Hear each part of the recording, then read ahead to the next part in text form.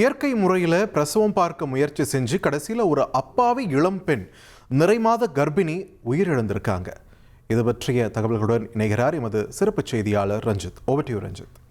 வணக்கம் நேயர்களே. இந்த காலத்தில் இப்படியெல்லாம் நடக்குமா அப்படின்னு நாம் கற்பனை செய்து பார்க்க முடியாத அளவுக்கு ஒரு துயரம். பிரசவம் என்பதே ஒரு பெண்ணுக்கு மறுபிறவி அப்படின்னு சொல்லுவாங்க. ஆனால் அந்த பிரசவத்தையே இயற்கை முறையில் பார்க்குறேன் அப்படின்னு சொல்லி ஒரு அப்பாவி இளம்பெண் உயிரை பலி வாங்கி விட்டார்கள். ஏற்கனவே இருக்கும் ஒரு பெண் குழந்தை, இப்போது புதிதாக பிறந்திருக்கும் மற்றும் ஒரு பச்சிளம் பெண் குழந்தை, இரண்டும் தாயை இழந்து தவிக்கிறது.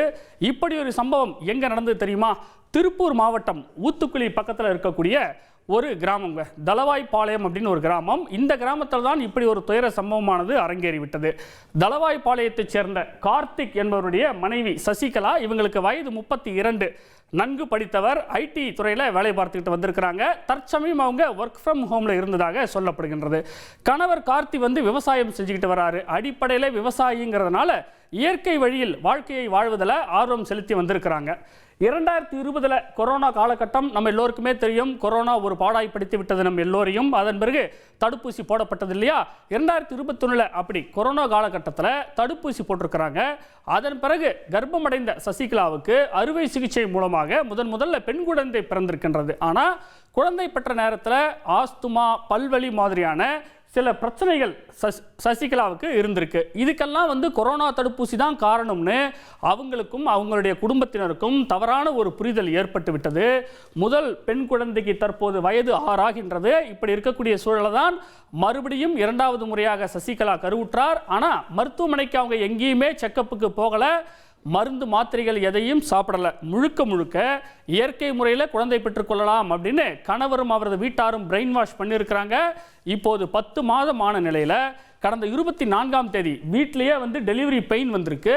கணவர் கார்த்திக்குடன் சேர்ந்து அவரது வீட்டாரும் யூடியூப்ல மேலும் சில வீடியோக்களையும் பார்த்து சசிகலாவுக்கு வீட்டிலேயே பிரசவம் பார்க்க முயற்சி செஞ்சிருக்கிறாங்க.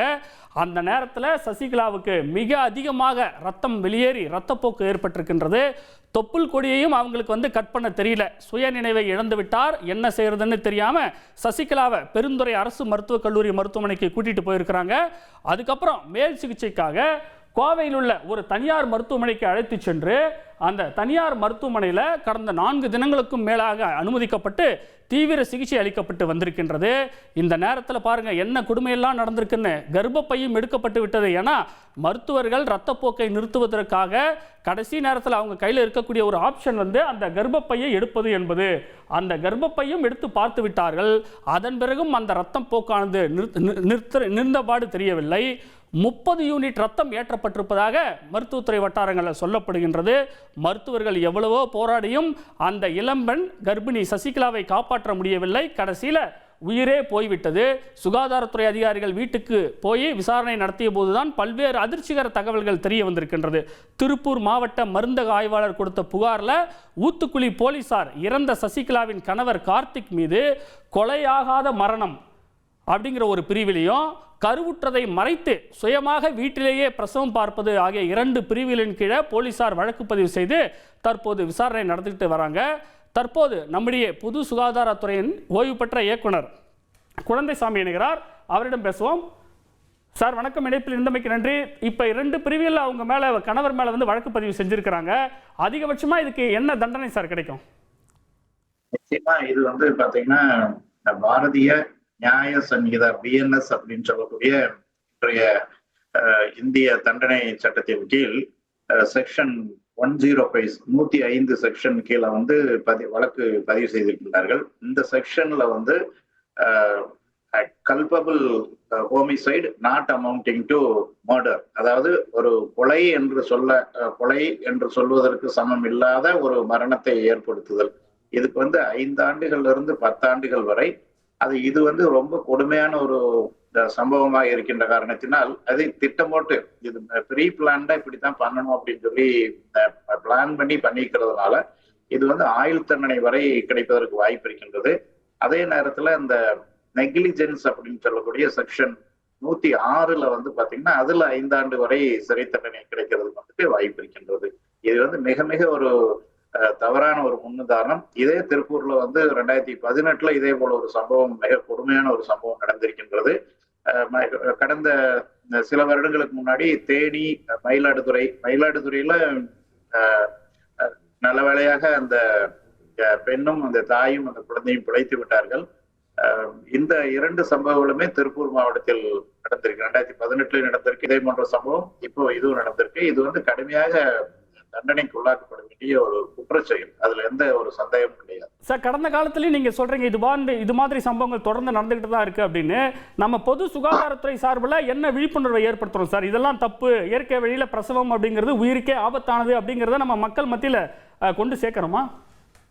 கண்டிப்பாங்க. பொது சுகாதாரத்துறையில வந்து கிட்டத்தட்ட ஒரு 10,000க்கும் மேற்பட்ட நகர்ப்புறத்துல இருக்கக்கூடிய சுகாதார செவிலியர்கள், கிராமப்புறத்துல இருக்கக்கூடிய சுகாதார செவிலியர்கள், இதே போல நம்ம அங்கன்வாடி 50,000க்கும் மேற்பட்ட அங்கன்வாடி பணியாளர்களும் கிராம சுகாதார செவிலியர்களும் இணைந்து அந்த கர்ப்பத்தை வந்து பதிவு செய்து ரெஜிஸ்ட்ரேஷன், அந்த பிக்மி நம்பர், இந்த மாதிரி எல்லாம் பல செயல்கள். அவங்களுக்கு வந்து நம்ம வரணும் அப்படிங்கிறது, நாளைக்கு பர்த் சர்டிஃபிகேட் வாங்கணும்னா கூட அவங்க பிக்மி நம்பர் வந்துட்டு வாங்கியிருக்கணும். இந்த மாதிரி பலவிதமான நடவடிக்கைகள்.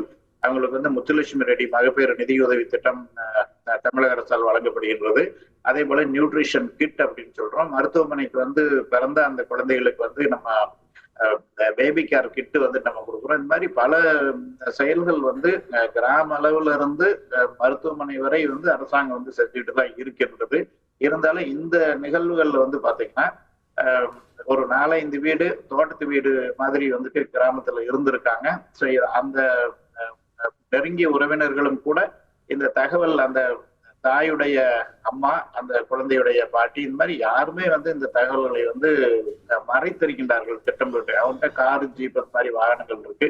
எங்க போறதுனால அதுல போயிட்டு வந்துடுறாங்க. வெளியில் நடமாடி இருந்தா கூட அவங்க வந்து ஒரு வயிற்று பார்த்தாவது ஒரு 6வது மாசம் 7வது மாசத்துலயாவது நம்ம அங்கன்வாடி பணியாளரோ அல்லது கிராம சுகாதாரத்துறையோ கண்டுபிடிச்சிருப்பாங்க. இது வந்து திட்டம் போட்டு பிளான்டா அதை மறைச்சிருந்ததுனால அது யாருடைய கவனத்துக்கு வராம போயிருச்சு.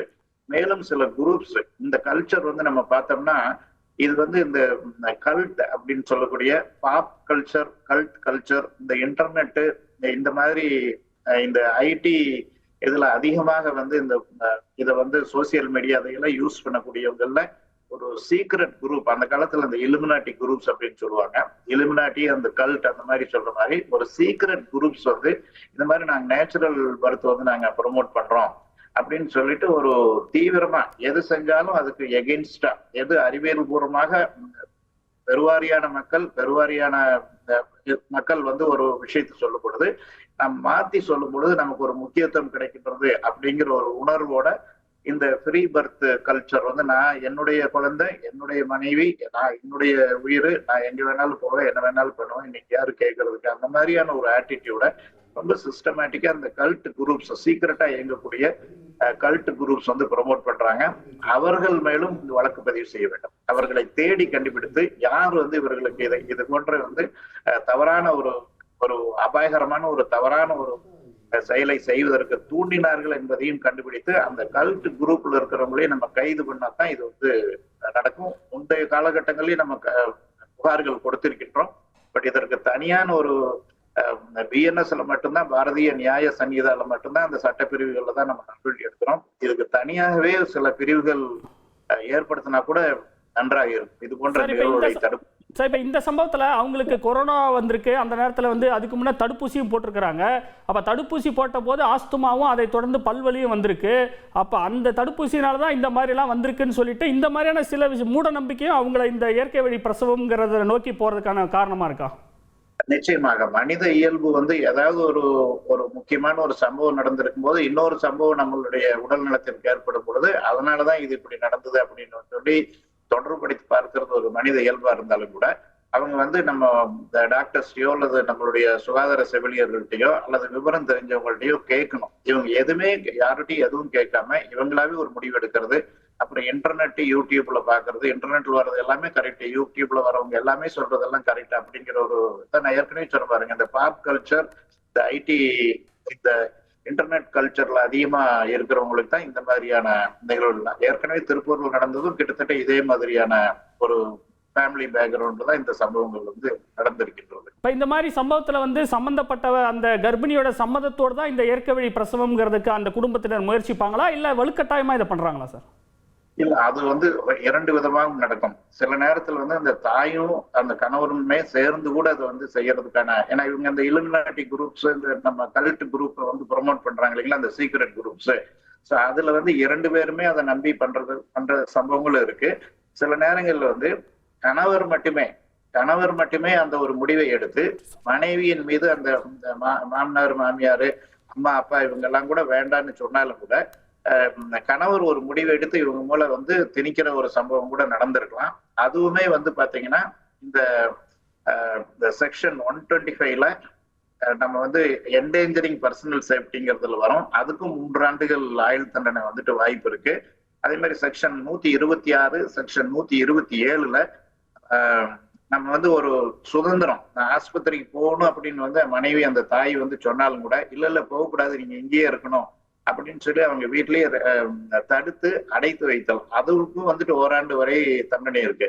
இந்த சம்பந்தப்பட்ட நபர் மேல செக்ஷன் 105, செக்ஷன் 106, 125, 126, 127 5க்கும் மேற்பட்ட பிஎன்எஸ்எஸ் இந்த சட்டத்துல வந்து நம்ம வந்து வழக்கு பதியலாம். என்னுடைய கருத்து, இவங்க மேல பதிகிறது வந்து இது வந்து நம்ம மேலோட்டமாக எடுக்கக்கூடிய ஒரு நடவடிக்கையாகத்தான் இருக்கும். இப்ப அந்த குழந்தைகளுக்கு வந்து இப்ப தாயும் இழந்து தந்தையும் சிறைக்கு செல்லக்கூடிய ஒரு சூழலை உருவாகின்றது. இது போன்ற ஒரு தவறான செயல்களை, தவறான நம்பிக்கைகளை ப்ரொமோட் பண்ணக்கூடிய அந்த சீக்ரெட் குரூப்ஸை கண்டுபிடிச்சு அரசு வந்து கடும் நடவடிக்கை எடுக்க வேண்டும் அப்படிங்கிறது தான் நம்மளுடைய கோரிக்கையா இருக்கின்றது. கடந்த காலத்திலேயே நம்ம இதே போன்று தொடர்ந்து வலியுறுத்தி வந்திருக்கிறோம். நன்றி சார். இணைப்பில் வந்து உங்களுடைய கருத்துக்களை பகிர்ந்துள்ளமைக்கு மிக்க நன்றி சார். நேரிலே தற்போது அதாவது வயது வெறும் 32 தாங்க, இயற்கை வழியில் பிரசவம் பார்க்குறேன் அப்படின்னு சொல்லிட்டு ஒரு அஜாக்கிரதையின் காரணமாக தற்போது ஒரு இளம்பெண் வந்து உயிரிழந்து விட்டார். அரசு எவ்வளவோ விழிப்புணர்வை ஏற்படுத்தினாலும் கூட மக்கள் அஜாக்கிரதையாக செயல்பட்டு மற்றவர்களின் உயிருக்கு ஆபத்தை ஏற்படுத்துகிறார்கள். அதன் விளைவு தற்போது ஏற்கனவே இருக்கக்கூடிய ஒரு 6 வயது பெண் குழந்தை, புதிதாக பிறந்திருக்கக்கூடிய மற்றும் ஒரு பெண் குழந்தை, இரண்டும் ஆதரவற்று இருக்கின்றது. இது போன்ற சம்பவங்கள் அரசு கடுமையான நடவடிக்கை எடுத்து தடுக்க வேண்டும் என்பதே சமூக ஆர்வலர்களின் கோரிக்கையாக உள்ளது.